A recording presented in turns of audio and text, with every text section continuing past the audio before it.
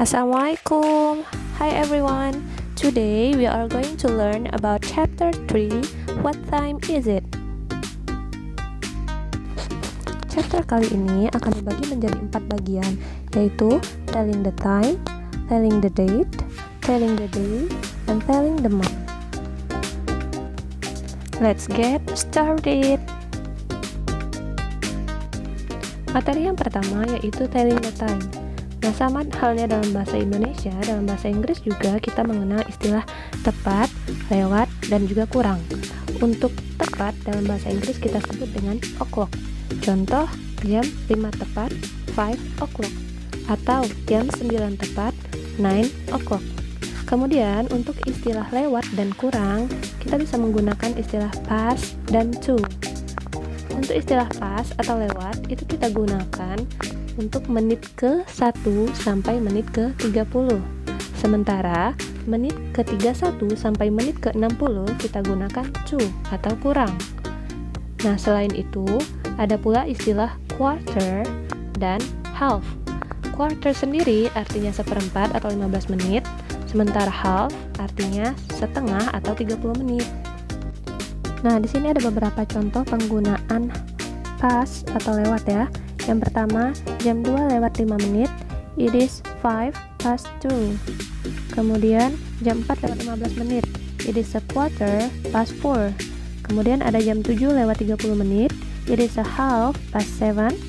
Dan yang terakhir ada jam 11 lewat 20 menit, it is a 20 past 11.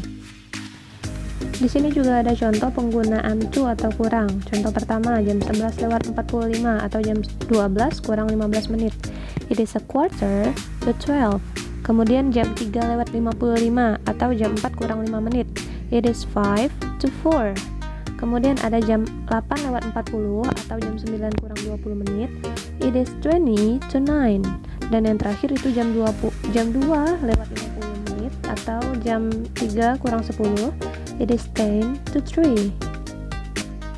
Nah, materi selanjutnya yaitu mengenai telling the date atau tanggal ya. Untuk format penulisannya itu dimulai dari month atau bulan, kemudian date atau tanggal, kemudian disusul dengan year atau tahun. Nah, di situ ada contoh tanggal 22 bulan 10 tahun 1984. Dalam bahasa Inggris kita bacanya jadi October the 22nd 1984. Nah, October itu adalah bulan 10 ya dalam bahasa Inggris. Kemudian the 22nd itu adalah ordinal number untuk 22, tanggal 22. Jadi untuk tanggal kita menggunakan ordinal number. Dan kemudian 1984 sendiri adalah tahunnya ya dalam bahasa Inggris. Nah, di sini ada sekilas materi tentang ordinal number yang kita bisa gunakan untuk menyatakan tanggal. Jadi contoh, tanggal 1 itu the first, kemudian tanggal 2 the second, tanggal 3 the third, tanggal 4 the fourth, lanjut tanggal 5 the fifth, sampai tanggal 30 itu the 30th. Dan ada beberapa bulan yang terdiri dari 31 hari ya. Jadi kalau tanggal 31 itu the 31st. Nah, materi yang ketiga yaitu telling the day atau hari ya. Dimulai dari hari Senin, Monday, kemudian Tuesday itu Selasa, Wednesday itu Rabu, Thursday itu Kamis, Friday itu Jumat, Saturday itu Sabtu, kemudian Sunday itu Minggu. Saat mempelajari materi tentang hari, ada beberapa vocabularies yang sering sekali muncul, seperti today yang artinya hari ini, kemudian now artinya sekarang, tomorrow artinya besok, yesterday artinya kemarin, before artinya sebelum, dan sebaliknya itu after yang artinya setelah. Nah, di bawah sini ada contoh kalimat mengenai hari ya. Yang pertama, today is Sunday, tomorrow is Monday. Yang kedua, now is Thursday, yesterday was Wednesday. Kemudian contoh ketiga, before Sunday is Saturday. Dan contoh keempat, after Wednesday is Thursday. Contoh terakhir, what is the day after Thursday? It is Friday. Nah, sampai kita pada materi yang terakhir, yaitu spelling the month atau bulan.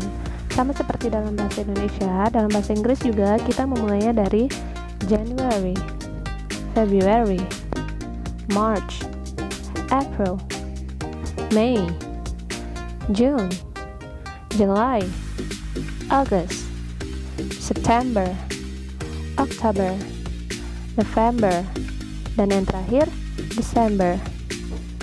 Nah, di sini ada beberapa contoh seputar pembahasan bulan ya. Contoh pertama, now is January, next month is February. Kemudian contoh kedua, after May is June. Contoh ketiga, this month is August, the previous month is July. Kemudian, this is October, last month is September.